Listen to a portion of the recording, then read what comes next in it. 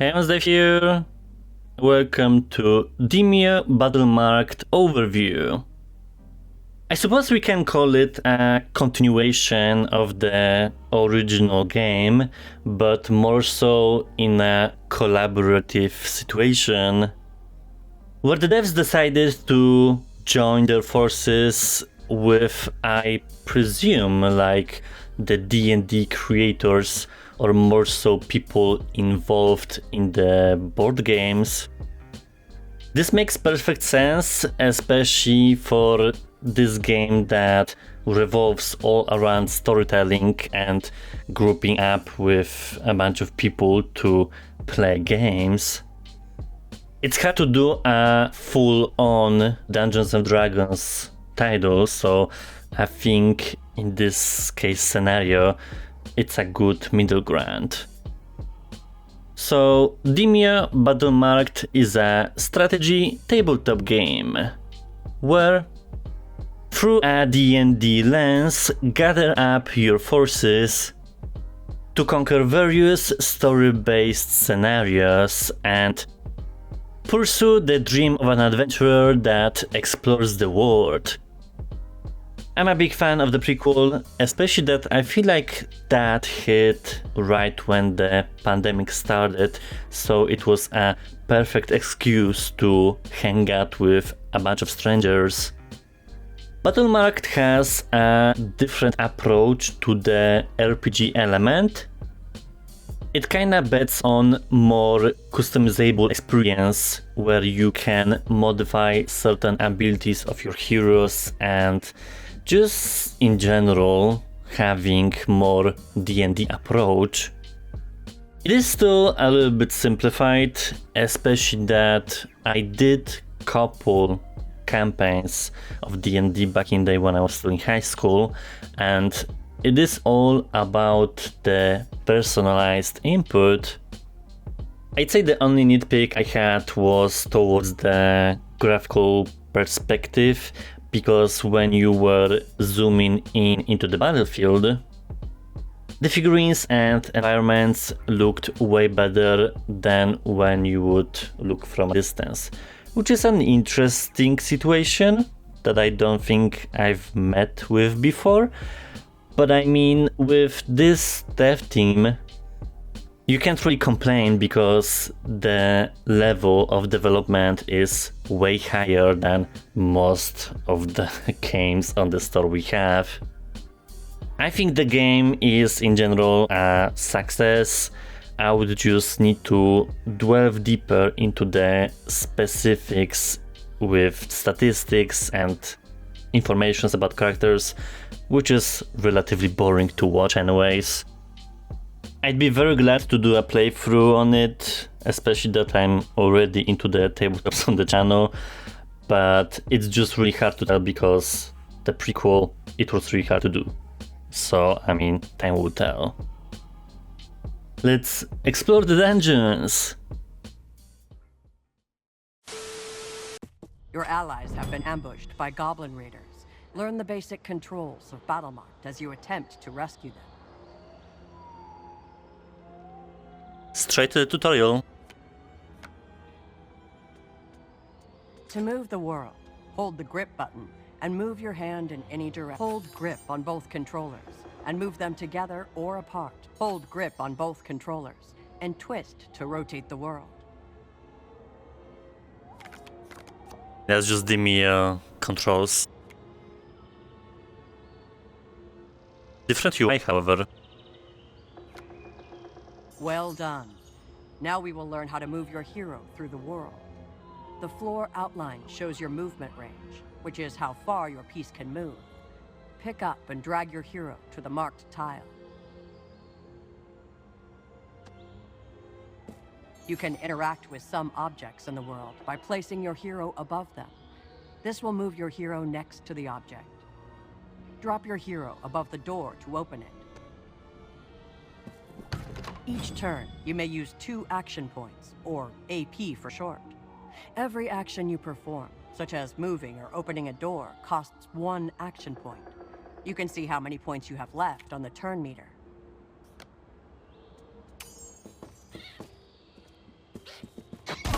To attack an enemy, pick up your hero and drop it on the enemy piece, exactly the same as opening a door. All heroes can perform a melee attack.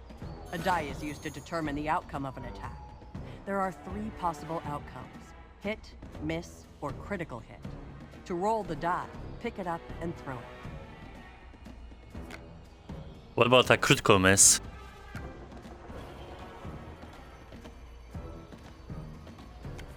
Not available for this situation. Sharp enough for you? Well fought, but you took damage during combat. This reduced your hit points. When your hit points reach 0, your hero will be down. Continue onwards to your next challenge. I have a feeling there are some stutters, but we shall see in the actual gameplay. The way lies ahead. One of the goblins has struck you with a flask of poison, afflicting you with the poisoned status effect. And the effects and UI art style, it's not as sharp, so it's more like a fairy tale-ish approach. Some status effects are beneficial, while others are harmful. When poisoned, you will take damage at the end of your turn until the effect ends. Fortunately, there is a treasure chest nearby containing a potion of healing. To open the chest, move your hero on top of it. Turn your palm upwards to reveal your potion of healing card. This can replenish your health and remove negative statuses, such as poison. To use the potion, pick up the card and drop it onto your hero. That's interesting because when you see things up close, they are much sharper, but in a distance it's kind of blurry. Of course, I'm exaggerating because the game looks great. It's just the fine details.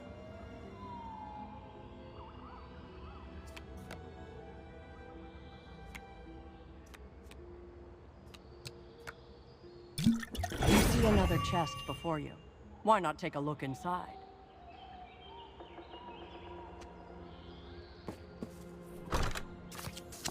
The wind. You now have 2 arrow cards that allow you to attack from afar. These cards can be played multiple times and are never expended. To fire an arrow, pick up the card and drop it on one of your enemies.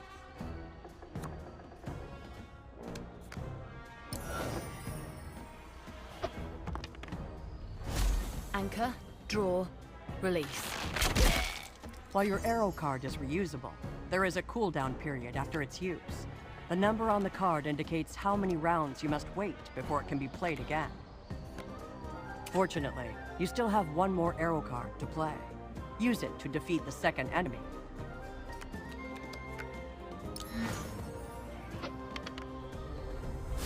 Breathe.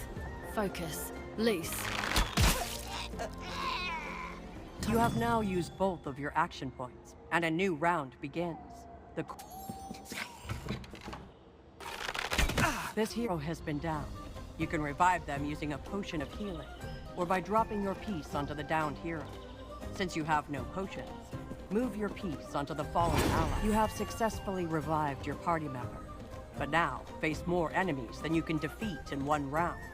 Fortunately, there is a poison barrel nearby. Try shooting it. Quiet's wind. Good shot. The barrel has exploded, releasing a cloud of poison gas over the surrounding area. There are numerous objects that explode when destroyed, so you now control your second hero, the sorcerer. He is a master of powerful elemental magic. His Firebolt card, for instance, not only inflicts burning on enemies, but can also ignite poison gas. Give it a try.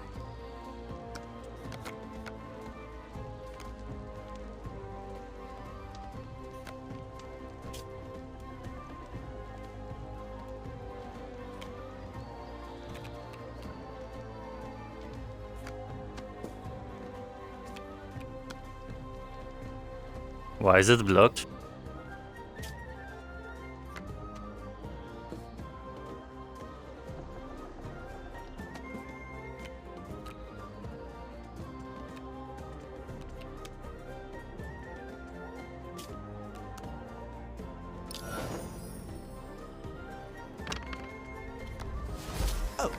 That's how it's done. The fire before you must now be extinguished before you can safely open the door ahead. Luckily, the sorcerer has a water flask. The water flask will break to douse the area indicated, and costs no action points to use. Since you have one of your action points remaining, you are now free to gather the loot dropped by your... Pick up the second loot bag. Aside from loot and treasure chests, there is one more common way to acquire new cards. Energy builds in your card meter every time you defeat an enemy. When this is filled, you will receive a new card for each of your heroes. It's very similar to Demeo mechanics, duh. It's just that somehow I prefer to play up close. Because the quality seems way better than from the distance. You can scrap unwanted cards to fill your card meter faster. You can only scrap consumable cards. Try discarding one of your cards by dragging it to the scrap icon.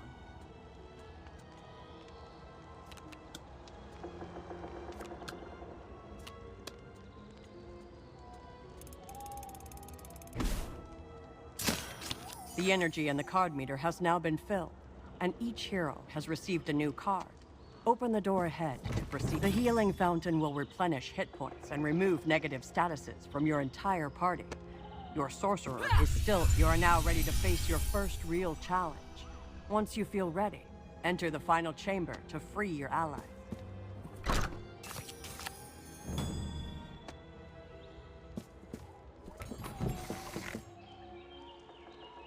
Looks like our escapee got homesick, and he brought a friend too. Boys, get him!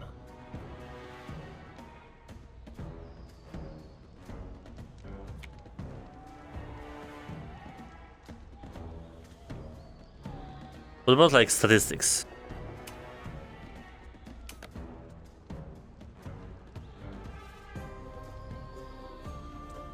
There are traits.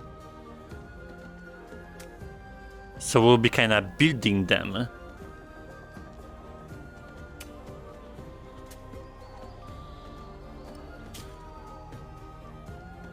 Yeah, it is D&D-ish. More customizable than its predecessor.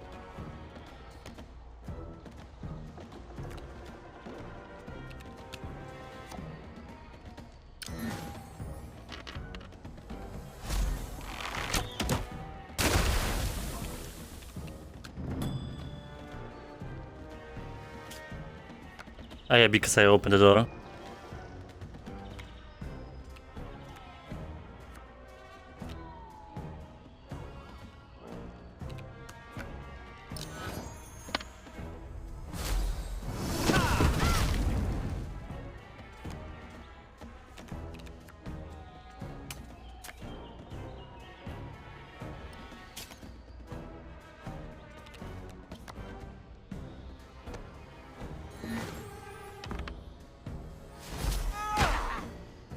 Here they come.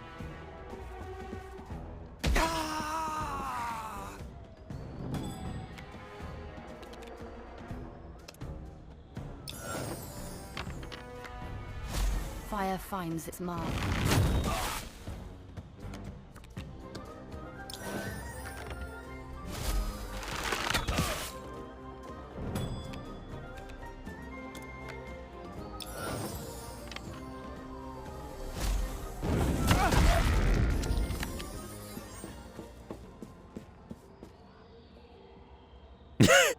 At times, you'll be given the option to perform an ability check. This involves rolling a die to defeat the difficulty class, or DC, of the particular challenge. Roll the same number as the DC or higher to succeed. That's cool. Depending on the ability scores of your hero, some checks will be easier than others. You will be able to improve the ability scores of your heroes throughout your adventures. Your remaining party members are imprisoned in this cell. Consider how best to free them. I mean, there are no enemies, so I can just easily search.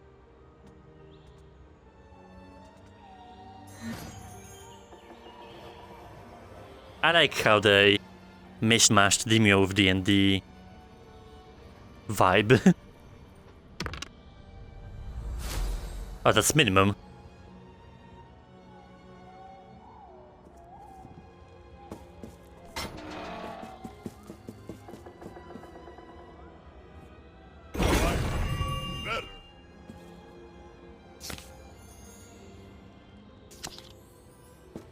You manipulate the rusted lock and free your allies. It's time to leave this place. The level exit is in sight. Interacting with this will allow you to finish a level. However, you must defeat nearby enemies before it can be used. You may also need to find an exit room. I knew my boys missed someone. You've done well. This bugbear captain is carrying such an exit room. He is wise to your fiery magic and preemptively douses himself in water. Since the captain is a powerful enemy, it would be useful to know his strengths and weaknesses.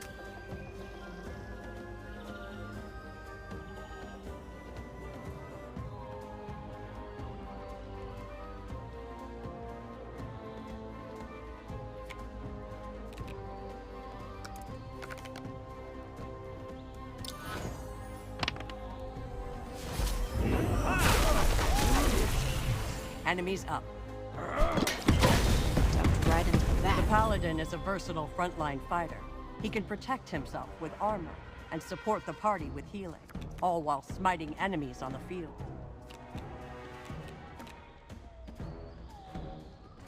It's just a tutorial fight.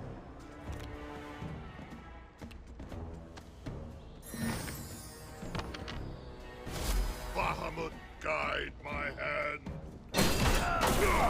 Boys, block their escape route. Make sure they don't get away. You have slain the bugbear captain and gained the exit.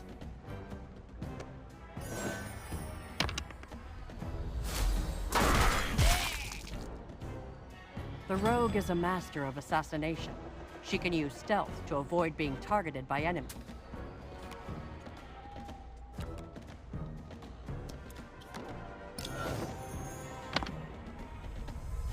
Silent and swift.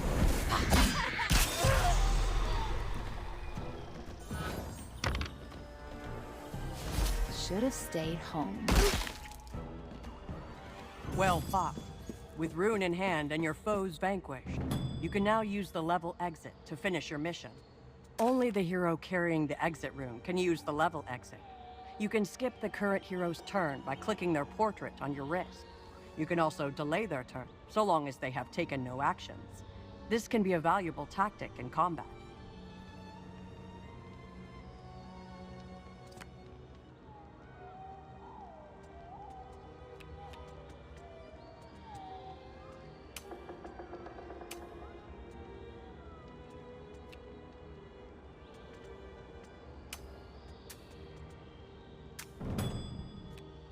I see.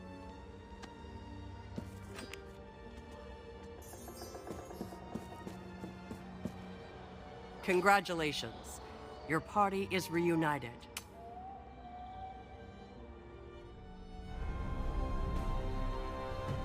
Well, that's a nice introduction.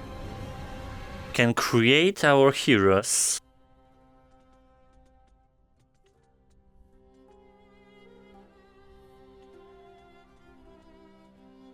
If you're not willing to bleed for it, don't follow me. Modifying the abilities.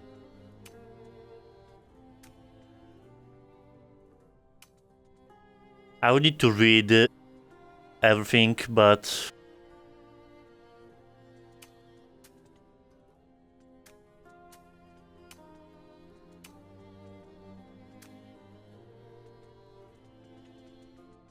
I don't think it means that I'll be able to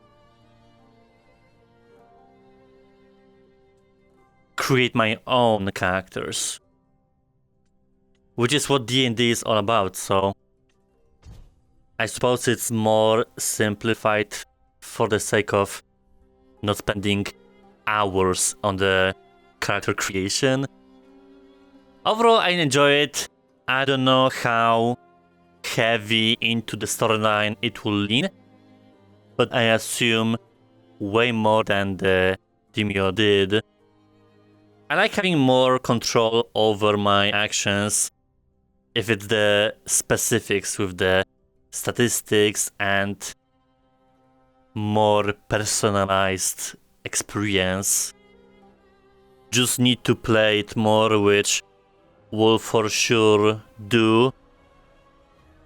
I didn't necessarily record Demeo campaigns because they tend to be very long, but I think Battlemarked will be much more well-paced in creating content. No, not really. Besides the fact that the game looks way better up close and from the distance. A little bit blurry, but it's nothing that I would complain about. More so nitpick, cause the standard is very high with this dev team.